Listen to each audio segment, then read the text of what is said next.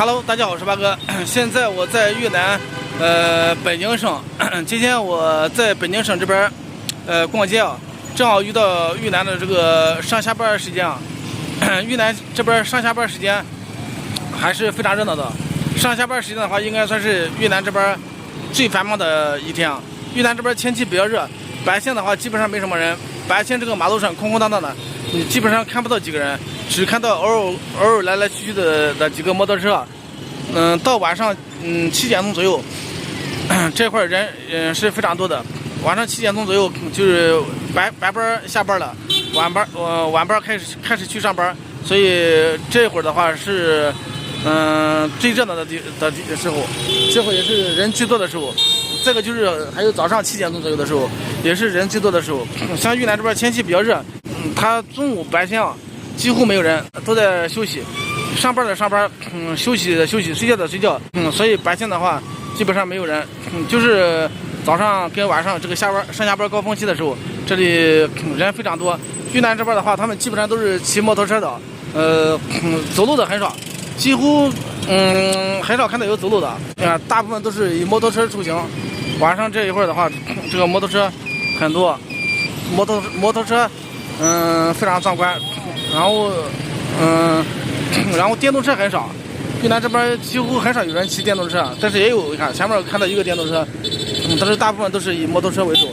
晚上的话是越南这边最热闹的时候，因为北宁这块的话是越南经济最发达的一个省份，所以这一块的话工厂非常多，所以这里工人特别多，工人多了以后，这附近就有很多城中村，很多农民自建房。然后这边的话，房租也很便宜，房租的话基本上都是300-400、400-500块人民币，然后吃饭的话也就是个10块钱左右人民币，越南盾3万、4万，还有最便宜的2万5。这块儿因为聚集了大量的这个工人，从农村出来打工的这些打工的工人，所以这块的话生活成本非常低，不管是吃的住的都很便宜，而且这块的话非常的热闹啊。每天晚上都是车水马龙，人山人海，经济的话异常繁荣，整个这个厂区，人也非常多。这一块的话，聚集了大量的中国工厂，中国工厂在这里几乎占了半壁江山啊。整个越南，北部、河内，北疆、北宁、海防、海洋这一带红河三角洲，基本上大量都聚集的是从中国东南沿海搬过来的这个低端加工业。越南的话基本上都是这个代加工厂比较多，低端加工厂比较多，所以这里现在人也非常多。但是这里也有一些韩国的工厂，还有日本的工厂，咱们中国的工厂非常多，这里最多。你看这里下班的时候人很多，人非常多。这里是整个越南经济最繁荣的一个地方，这边人特别多，很多打工的人。整个北宁省是越南最小的省份，但是也是越南经济最发达的省份。这里的话，最大的工厂就是韩国三星。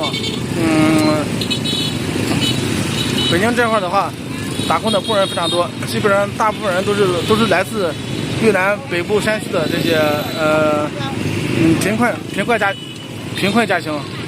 所以这边的话，这个吃住也很便宜啊，住的这个房子也不贵。整个消费水平的话也比较实惠，每天晚上上下班的时候都是非常的热闹，非常的热闹，人车水马龙，人山人海，经济也是挺繁荣的。你看，好，这会儿是上下班高峰期啊，很多人啊骑着电动车、骑着摩托车去上班了啊。